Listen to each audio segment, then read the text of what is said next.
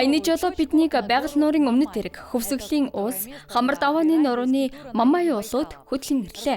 Энэ нь цанаар гулгах сонирхолтой болон явган аялагчдын хувьд шүтэн болсон газар. Кабан аймагт байх тус газар нь Феррайд буюу чөлөөт аялал, цанаар гулгах дуртай хүмүүсийн хувьд жинхэнэ диваачин юм.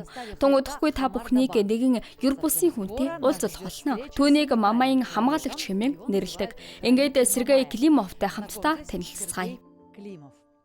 Та анх хэдэн онд эндэрсэн бэ? Би өнөөдөр 62 настай ч нэгэн цагт хүүхэд байсан. 1960-аад оны сүүлчээр аав ээж маань намайг анх энд дагуулж ирсэн юм. Тэр үед бид жуулчлах гэхээсээ илүүтэйгээр байгаль эхийн хишгийг хүртэхээр хаврын түрүү, зэрлэг сонгон, зуны сүүл сард нэрс түүх гэж л ирдэг байлаа. Би Ведрено тосгонд төрж өссөн хүн л дээ. Ингэж л анх аав ээжтэйгээ хамт ирж энэ газартай танилцж байлаа. Тэр цагаас хойш энэ газар миний сэтгэл зүрхэнд хоногшин оршиж байна. Би төрсөн нутгаас хол нилээдгүй олон газраар явж удаан хугацаанд ажиллаж амьдэрсэн. Ингээд нас хэлбиж эхлэхийн цагт 2001 онд эндээ эргэж ирсэн. Эргэж ирэм үнэхээр сайхан газар юм аа.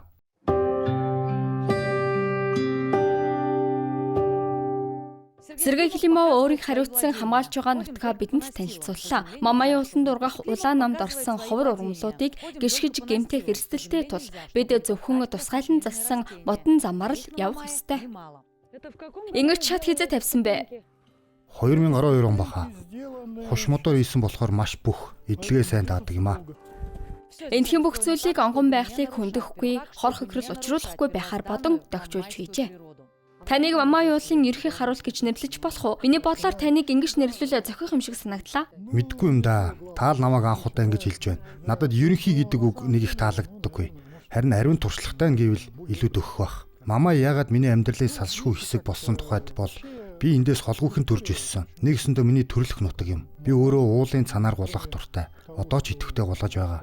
Тиймээс анхлан гулгаж байхдаа хэцүү зам, цасны нурангад орж байсан зэрэг гашуун сургамжийг өөр хэн нэгэн дахин бүү давтаасаа гэж хүссэн юм. Миний гол зорилго бол энэ газарт ирсэн хүмүүсийн аюулгүй байдлыг хангах. Цасны нурангад битгий өртөөсөө, битгий бэртээсээ л гих үүднээс аюулгүй байдлыг нь хангахыг зорддог юм аа. Та өөрөө нурангад дарагдж байжээ? Мэдээж маш олон удаа. Үнэхээр амар юм аа. Үхэл амьдралын цаг дээр очиж байжээ? Тэгэлгүй яах вэ? Мэдээж туршлага дуцснаас л болсон хэрэг. Тиймээс энд анх ирж байгаа залуусыг хараад өөрийгөө тэдний оронд тавьдаг юм. Цус цусан булгалсан залуус хаанаас ч хамаагүй шууд гулгахыг хүсдэг. Тэд энэ уулнаас гулган бууж болно. Харин тэр уулнаас гулгавал нурангад өртөх магадлал өндөртэй гэдгийг сайн мэддэггүй. Тиймээс хүмүүс зааварчилгаа өгөх, урьдчилан сэргийлэх нь хамгийн чухал. Тэрээр үнэхээр гаруун сайн ажиллаж байна. Сергей Климовын удирддаг уулын эргүүлийнхний ачаар Мамайд хүмүүс төөрхө болжээ. Мөн өвлийн цаны улирлын турш ердөө 3 эргэн хөнгөн мөртөл авсан бол цаны нурангад дарагдсан осол октоос бүтгэдэггүй нь түүний ажлын үр дүн юм. Түүний ажлын өрөөнд цай унгаа бид Мамай яагаад иргэдийн сэтгэлийг ингэж их татдаг талаар халуун нэрэ өрнөллөө. Сергей Владимирович, та энэ ширээний ард зөвхөн Оросын төдийгүй дэлхийн шилдэг тамирчид сууж байсан гэж хэллээ. Үнэхээр гайхалтай. Тийм ээ, үнэн. Би анх уулын цанын спортоор мэргэжлийн түвшинд гулгаж эхлэх үедээ анзаарсан юм. Би ч 35 орчим настайдаа нилээд туршлагатай тамирчин болчихсон байлаа. Тэр үед л энэ газрын сэтгэл татах хувьдас чадахыг шууд анзаарсан. Цас ихтэй болохоор гулгахад тун тохиромжтой. Хурж ирэхэд зам харилцаа сайн хөгжсөн газар л да. Тиймээс энэ газар энэ уулыг олонд таниулж алдаршуулах зорилго тавьсан юм. Мамай уул нь 11-р сараас 5-р сар хүртэл зузаан, хөвсгөр, засан бүрхэлтэй байдаг. Өрөнгөсөн өрмөц бичил урамсгалтай.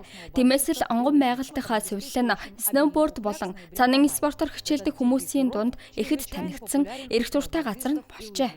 Би энд нэг хүнтэй танилцсан юм.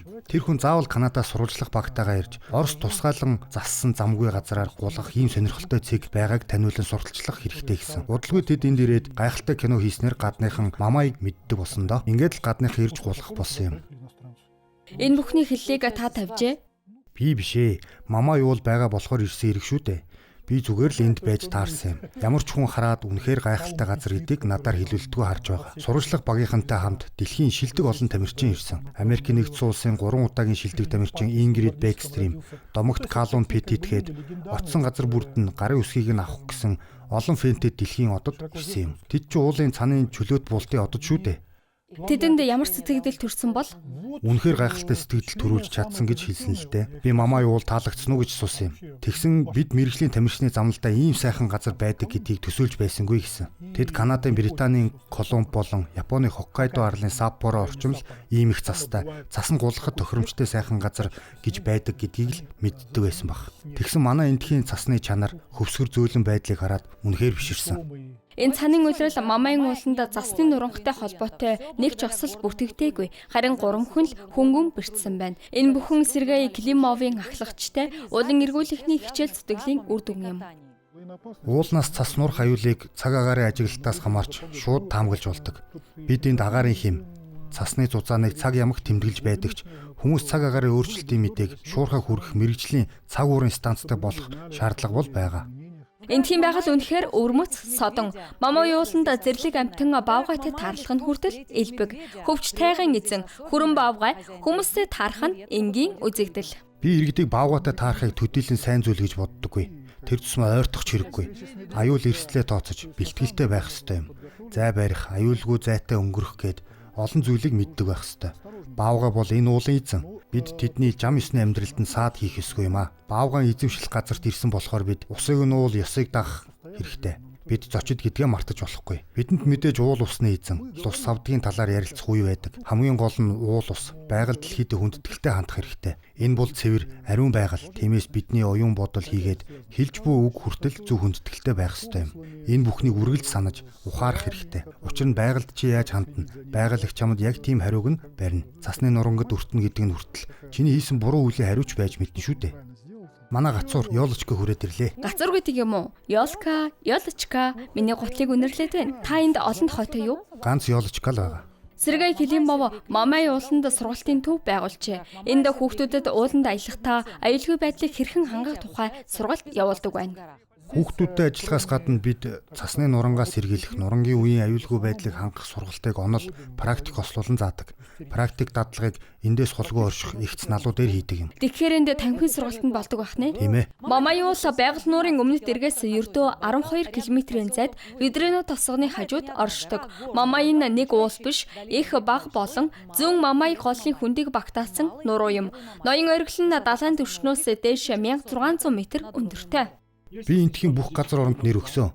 Цөөхөн эдэн оргил болон зарим гулгалтын цэгээс бусдыг тодорхойлохын тулд нэр өгөх шаардлага гарсан юм. Зааны өгзөг буюу Ислановья Задница гэдэг нэрийг ч та өгсөн үү? Тийм ээ. Өвлийн цаны улирал 11-р сараас 4-р сар хүртэл үргэлжлэнэ. Энд фрирайд буюу чөлөөт аялал, энгийн цанын аялал, сасны мотоцикл гэдэг бүгд бий. Гэхдээ бэлтгэсэн тусгай зам, туудсан шат байхгүй болохоор зөвхөн явган дээш гарч гулгадаг байгалийн өрмөц цанын бааз юм. Мамай гэдэг нэр нь яг ямар утгатайг та мэдэх үү? Энэ талаар би эртнээс судалж, бүр өөрийн хөлбөрийг хүртэл гаргасан.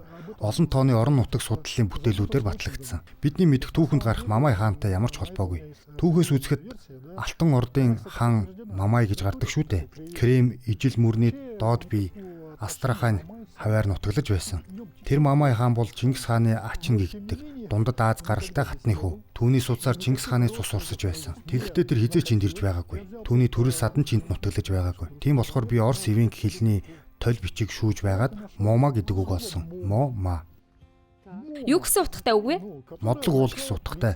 Яг бидний нүдний өмнө харагдаж байгаа энэ уул шиг. Мамай уул зуны улиралд улам бүр өнгө цасдаг, гайхамшигтай газар. Өндөр уулын айн өвсөн дундуур алхан, зэрлэг жимс түүж, явган аялал хийх, үзэсгэлэнт сайхан хүрхрээ үзэх боломжтой гэд боддоо. Бид энэ хүрээд Сергей Климовт баяртай гэж хэлэх цаг ирлээ. Уулын оргилоос сайхан дурсамж өвтлөн буухта Мамай уул найдвартай хүний гарт үлдэж байгааг хараад сэтгэл хангалуун буцлаа.